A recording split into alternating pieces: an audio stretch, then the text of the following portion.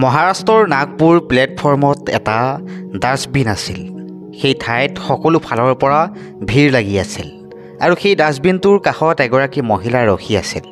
মহিলাগৰাকীক দেখি লাগিছিল যে তেওঁ এগৰাকী ভিক্ষাৰী, কাৰণ তেওঁ দীঘল দীঘল লেতেৰা চুলি আৰু ফটা পুৰণি কাপোৰেৰে তেওঁৰ পৰিচয় দাঙি ধৰিছিল। তেওঁ ইফালে সিফালে ঘূৰি ফুৰাৰ লগতে ডাষ্টবিনৰ ভিতৰৰ পৰা খাবলৈ কিবা বিচাৰি ফুৰিছিল। মহিলাগৰাকীয়ে ডাষ্টবিনৰ ভিতৰৰ পৰা এটা বটল উলিয়াই তাত থকা বস্তুবোৰ খোৱাত লাগিছিল।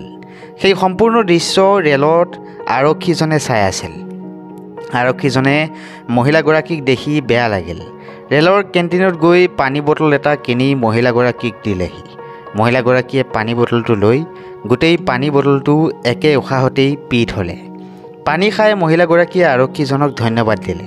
মহিলাগৰাকীয়ে আৰক্ষীজনক ক'লে, "thank you so' much sir." যেতিয়া আৰক্ষীজনে মহিলাগৰাকীৰ পৰা সেই শব্দ শুনিলে তেতিয়া আচৰিত হ'ল। সেই শব্দ শুনি আৰক্ষীজনৰ মনত বহুতো ভাৱ আহিল। তেওঁ প্ৰথমে ভাবিলে CBI অফিচাৰ নেকি, কিবা মিছনত আহিছে নেকি, সেয়েহে এইবোৰ ভেষত আহিছে নেকি। কিন্তু যেতিয়া মহিলাগৰাকীৰ শৰীৰটো ধ্যান দি চালে তেতিয়া তেওঁ অনুভৱ হ'ল যে হয়, ৩-৪ বছৰ ধৰি ভালকৈ খাব পোৱা নাই নেকি। সেয়েহে তেওঁ মহিলাগৰাকীক সুধিলে, "বাইদেউ আপুনি কোন? ইমান ধুনীয়া ইংৰাজী ক'ব পাৰিছে।"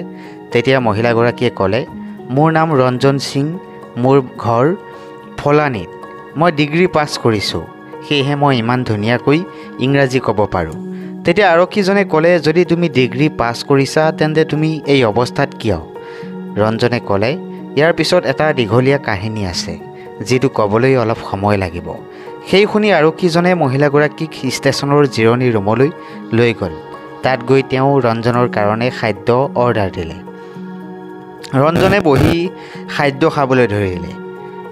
আৰক্ষীজনে ক'লে, "তুমি যদি চাফা হ'ব বিচাৰা হ'ব পাৰা, তাৰপিছত মই তোমাৰ সম্পূৰ্ণ কাহিনী শুনিব বিচাৰোঁ।" আৰক্ষীজনৰ মনত ৰঞ্জনৰ কাহিনী জানিবৰ বাবে উৎসুক হৈ আছিল। ৰঞ্জনে খাদ্য খাই নিজৰ কাহিনী বৰ্ণনা কৰিব ল'লে। ৰঞ্জনে ক'লে, "মোৰ পৰিয়াল বুলিবলৈ কেৱল মই আৰু মা আছিলোঁ। মোৰ দেউতাৰ বেমাৰৰ কাৰণে মৃত্যু হৈছিল। তাৰ পিছৰ পৰা ময়েই মাক চোৱা চিতা কৰিছিলোঁ। 2 বছৰৰ আগত 2022ৰ কথা, যেতিয়া মই মাৰ লগত গাঁৱত আছিলোঁ। মই ডিগ্ৰী পাছ কৰিছিলোঁ। মোৰ মায়ে মোক বিয়া দিয়াৰ সপোন দেখিছিল। মায়ে মনতে ভাবিছিল যে মোৰ বিয়া হ'লে পৰিয়ালত এটা সদস্য বাঢ়ি যাব। এদিনাখন মই চহৰলৈ গৈছিলোঁ। মোৰ গাঁও চহৰৰ পৰা প্ৰায় 8 কিলোমিটাৰ দূৰত্ব আছিল। এদিনাখন মই চহৰত গৈ ATMৰ পৰা টকা উলিয়াবলৈ গৈছিলোঁ। ATMৰ পৰা গাঁৱলৈ উভতিবলৈ গাড়ীৰ অপেক্ষাত আছিলোঁ। বহুতো সময় ধৰি ৰখি ৰখি থাকোঁতে শেষত গৈ মই এখন গাড়ী দেখিছিলোঁ। গাড়ীখন ৰখিবলৈ মই হাত দাঙি দিলোঁ। গাড়ীখনো ৰখিল। গাড়ীত থকা লোকবোৰে মোক গাড়ীত বহিবলৈ ক'লে। গাড়ীত বহিয়ে মই ক'লোঁ যে অলপ আগলৈ গৈ গাঁৱৰ ৰাস্তাটোত গাড়ীখন ৰাখি দিব। যেতিয়া মই গাড়ীখনত উঠিলোঁ তেতিয়া দেখিলোঁ যে গাড়ীখনত 3জন ব্যক্তি আছিল। তেওঁ এটা বেলেগ ভাষাত কথা পাতি আছিল। সেইবোৰ ভাষা মই একোৱেই বুজি পোৱা নাছিলোঁ। তেওঁলোকে গাড়ীত বহি বহি কিবা খায়ো আছিল। কিছু সময়ৰ পিছত তেওঁলোকে মোৰ ফালেও সেই খাদ্য আগবঢ়াই দিলে। মই নাখাওঁ বুলি তেওঁলোকক মোক বহুতো জোৰ কৰিলে। অৱশেষত মই ভয়ে ভয়ে সেই খাদ্য গ্ৰহণ কৰিলোঁ। খাদ্য গ্ৰহণ কৰাৰ পিছতেই মোৰ কিবা কিবি অনুভৱ হ'ল। তাৰপিছত মই হঠাৎ বেহুচ হৈ পৰিলোঁ। যেতিয়া মই সাৰ পালোঁ তেতিয়া এটা বৃহৎ লেতেৰা টয়লেটৰ ভিতৰত পালোঁ। তাৰ পৰা বহুতো দুৰ্গন্ধ আহিছিল। মই অনুভৱ কৰিব পৰা নাছিলোঁ যে আচলতে মই আছোঁ ক'ত। মোৰ হাতত ATMৰ পৰা উলিওৱা টকাও নাছিল, মোবাইলটোও নাছিল, মোৰ বেগত থকা পৰিচয় পত্ৰবোৰো নাছিল। মই ভয় খাই চিঞৰ বাখৰ কৰিছিলোঁ, কিন্তু কোনো ফালৰ পৰা কোনো লোকে উত্তৰ নাহিল। বহুতো সময় চিঞৰাৰ পাছত এজন ব্যক্তি সোমাই আহি মোক বহুতো বেয়াকৈ মাৰপিট কৰিলে। তেওঁ তেতিয়ালৈকে মোক মাৰিলে যেতিয়ালৈকে মই বিষত চিঞৰা নাছিলোঁ। এনে এটা পৰিৱেশৰ সন্মুখীন হ'ব লগা হৈছিল। মই তেওঁৰ লগত কথা পাতিব বিচাৰিছিলোঁ, কিন্তু তেওঁ যি ভাষা কথা কৈ আছিল মই সেইবোৰ ভাষা অলপো বুজি পোৱা নাছিলোঁ। মই ভাগৰি মৌন হৈ পৰিছিলোঁ। তেতিয়া সেই ব্যক্তিজন দৰজাখন খুলি বাহিৰলৈ গৈছিল। মই বহুতো চিন্তাত পৰিছিলোঁ। মই ক'ত আছোঁ? এওঁলোক কোন? কিছু সময়ৰ পিছত টয়লেটটোৰ দৰজাখন খুলি আকৌ এজন ব্যক্তি সোমাই আহিল। সেই ব্যক্তিজনৰ হাতত এটা ইনজেকশ্যন আছিল। সেই ইনজেকশ্যনটো ব্যক্তিজনে ৰঞ্জনৰ গাত দিলে। ইনজেকশ্যনটো দিয়াৰ পিছতেই ৰঞ্জন বেহুচ হৈ পৰিল। এইবাৰ ৰঞ্জন সাৰ পোৱাত সন্ধিয়া হৈছিল। ৰঞ্জনে সাৰ পোৱা দৰজাখনত ঢকিয়াই ঢকিয়াই চিঞৰ বাখৰ কৰিলে, মই ক'ত আছোঁ? মোক এৰি দিয়ক, মোৰ ভোক লাগিছে, খাবলৈ কিবা দিয়ক। ৰঞ্জনৰ চিঞৰ শুনি দৰজাখন খুলি এজন ব্যক্তি সোমাই আহি ৰঞ্জনক মাৰপিট কৰিলে আৰু ৰঞ্জনৰ মুখখন কাপোৰেৰে বন্ধ কৰি দিলে। ৰঞ্জনে কান্দি কান্দি চুপচাপ সেই ৰুমটোত বহি থাকিল। কিছু সময়ৰ পিছত দৰজাখন খুলি ৰঞ্জনক খাবলৈ কিবা দিলে। ৰঞ্জনে ভোকত থাকিব নোৱাৰি সেই খাদ্য খালে। কিন্তু ৰঞ্জনৰ মনত বহুতো ভয় আছিল। তাই জনা নাছিল যে তাই আছে ক'ত। সকলোবোৰ ৰঞ্জনৰ বেয়া সপোনৰ দৰে লাগিছিল। কিন্তু যিবোৰ ৰঞ্জনৰ লগত ঘটিছিল সেইবোৰ সঁচা ঘটনা আছিল। কিছু সময়ৰ পিছত আকৌ ব্যক্তিজনে এটা ইনজেকশ্যন হাতত লৈ আহিল। তাৰপিছত ৰঞ্জনক নিচাৰ ইনজেকশ্যন দিলে। ইনজেকশ্যন দিয়াত ৰঞ্জন পুনৰ বেহুচ হৈ পৰিল। পিছদিনাখন পুৱা কিছু লোকে আহি ৰঞ্জনক সেই ঠাইৰ পৰা জোৰ জবৰদস্তি লৈ গ'ল। তাৰপিছত তেওঁলোকে ৰঞ্জনক এটা ঠাইলৈ লৈ গ'ল য'ত ৰঞ্জনৰ দৰে বহুতো মহিলা ছোৱালী আছিল। তাৰপিছত কনষ্ট্ৰাকশ্যনৰ কাম চলি আছিল। তাত গৈ ৰঞ্জনেও বাকীবোৰৰ লগত কনষ্ট্ৰাকশ্যনৰ কাম কৰিব লগা হৈছিল। কাম কৰা মানুহবোৰ যাতে পলাব নোৱাৰে তাৰ বাবে ধ্যান দিয়া হৈছিল।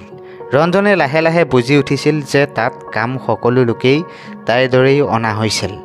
ৰঞ্জনে দিনত তাতেই কাম কৰিছিল। সন্ধিয়া হোৱাৰ পিছত ৰঞ্জনক এটা ৰুমত বন্ধ কৰি নিচাৰ ইনজেকশ্যন দি শুৱাই দিছিল। এনেদৰেই কিছুদিনৰ পিছত দিন বাগৰিল। সেই ঠাইত কাম কৰা ৰঞ্জনৰ প্ৰায় 2 বছৰ পাৰ হৈছিল। 2 বছৰ ধৰি ৰঞ্জনক যিবোৰ ইনজেকশ্যন দিয়া হৈছিল তাৰ উপযোগ ৰঞ্জনৰ এতিয়া কমিব ধৰিলে। 2 বছৰৰ পিছত ৰঞ্জনে এইটো অনুভৱ কৰিব পাৰিলে যে যদি তাই বিৰোধ নকৰাকৈ কাম কৰি থাকে তেতিয়া তাইৰ ওপৰত বেছি ধ্যান নিদিব। ৰঞ্জনে বুজি উঠিছিল যে যদি তাই চিঞৰ বাখৰ কৰে তেন্তে তাইৰ ওপৰত অত্যাচাৰ হ'ব। সেয়েহে তাই মৌন হৈ কাম কৰিবলৈ অভ্যাস কৰিলে। সেইকাৰণে তাইৰ ওপৰত কমকৈ ধ্যান দিব কমাই দিলে। যেতিয়া ইনজেকশ্যনৰ নিচাবোৰ ৰঞ্জনৰ গাত কম হ'বলৈ ধৰিলে তেতিয়া হঠাৎ ৰঞ্জনৰ এদিনাখন ৰাতি নিচা ভাঙি সাৰ পালে। যেতিয়া ৰঞ্জন সাৰ পালে তেতিয়া ৰঞ্জনে দেখিলে যে তাই থকা ৰুমটোৰ দৰজাখন খোলা হৈ আছে। তাৰপিছত যেতিয়া আৰু বাহিৰত সকলো গভীৰ নিদ্ৰাত আছে। সেই পৰিৱেশ দেখি ৰঞ্জনে মনে মনে তাৰ পৰা বাহিৰলৈ ওলাই অহাৰ সিদ্ধান্ত লৈছিল।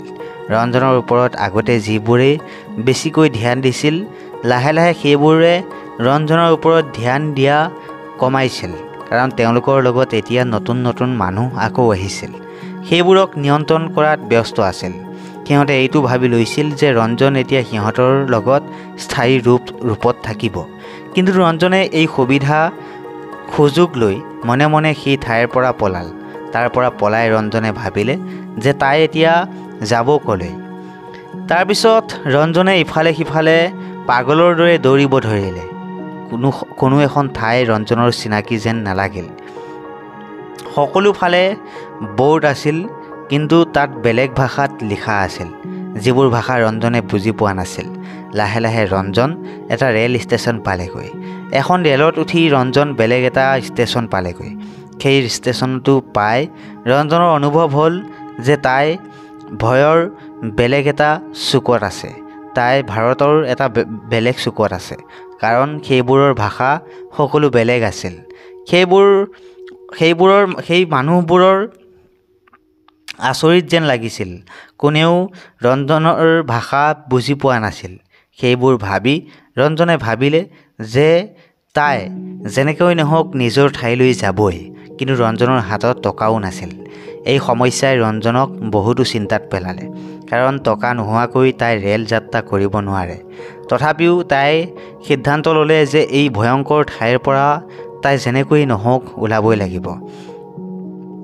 তাই জানিছিল যে তাই পলাল বুলি যদি সেইবোৰ মানুহে গম পায় তেন্তে তাইক বিচাৰিবলৈ সিহঁত আহিবই।